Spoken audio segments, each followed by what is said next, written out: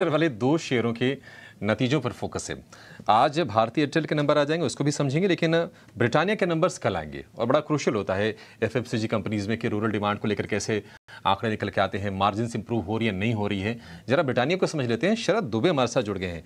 शरद, आंकड़े नतीजे आएंगे कैसे?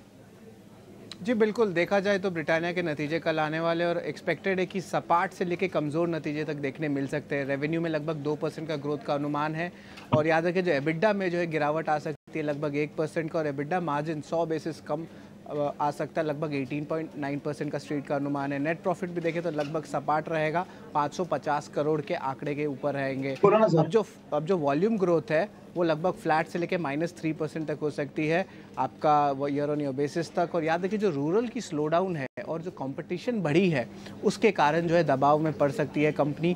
और ओवरऑल देखें तो ग्रॉस मार्जिन्स में तो गिरावट आएगा ही, लेकिन जो एडवर्टीजमेंट स्पेंड्स होती है फेस्टिवल सीजन में वो भी इम्पैक्ट करेगा और मार्जिन्स में दबाव देखने मिलेगा। तीसरे तिमाही की जो gross to EBITDA margin ratio होती है उसमें जो है वीट फॉरवर्ड्स की जो कवरिंग के कारण थोड़ी सी एक बेनिफिट ज़रूर आएगी क्योंकि पीएलआई इंसेंटिव आया था, बट ओवरऑल जो है मार्जिन्स में दबाव रहेगा और एक्सपेक्टेड है कि कमज़ोर नतीजे देखने मिल सकते हैं। यह है ब्रिटानिया का प्रीव्यू।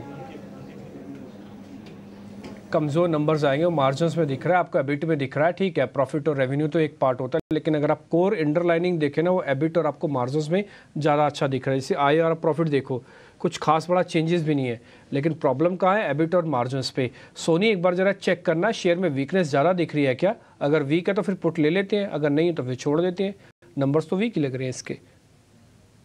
ये डेफिनेटली डिम्पी जी, यहाँ पे थोड़ा सा वीक नजर आ रहा है। इनफैक्ट एंटायर काउंटर में थोड़ी सी मुझे वीकनेस लग रही है।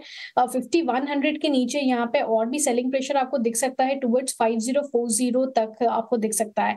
ऊपर में हम रेजिस्टेंस देखेंगे तो 5140 का भी एक रेजिस्टेंस बन गया है, सो तो थोड़ा सा यहाँ पे वीक है।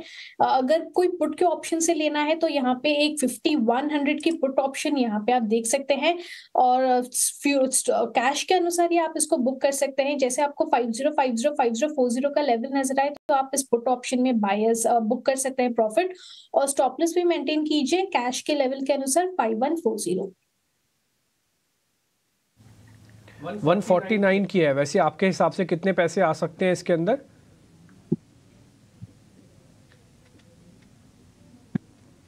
सोनी, ये ब्रिटानिया की जो पुट है 5100 वाली 146-47 की चल रही है, कितने पैसे बन सकते हैं इसके अंदर? जी, यहाँ पे अगर मेरा व्यू के अनुसार अगर यहाँ पे मेरा है कि 5040 तक जा सकता है तो 146 का यहाँ पे ऑलमोस्ट 190 टू 210 की रेंज में आपको नजर आ सकता है, प्रोवाइडेड कि विक्स सीएससी रेंज पे घूमता रहे। सो आई थिंक आप ऑलमोस्ट 190 टू 210 ये दो टारगेट्स आप लेके रख सकते हैं। ठीक है, 200 रुपये तक का टारगेट है। अगर 149 पे ले रहे हैं तो आपको 50 रुपये मिलेंगे, तो आपको 25 रुपये से नीचे ज़्यादा का स्टॉप लॉस नहीं रखना। ये रिस्क रिवॉर्ड आपका 1:2 का होना ही चाहिए।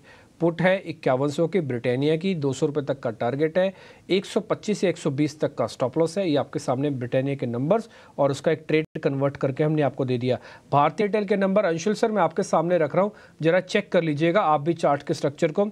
मैं नंबर्स बता देता हूँ। नंबर जिसके रेवेन्यू में करीब 2.5% की ग्रोथ आएगी, एक्सपेक्टेड है कि करीब 38,000 करोड़ का इस बार का इसका नंबर आएगा।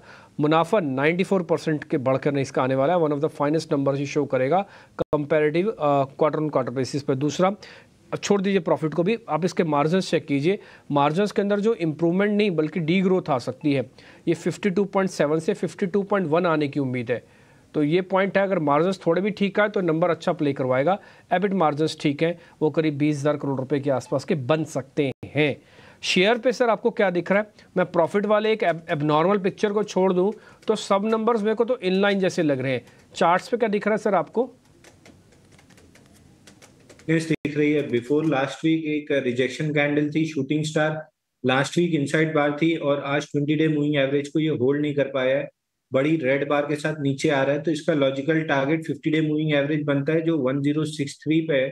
तो करंट मार्केट प्राइस से थोड़ी सी रैली मिलती है 1140 के आसपास, तो शॉर्ट भी कर सकते हैं। 1065 का डाउन साइड टारगेट रहेगा।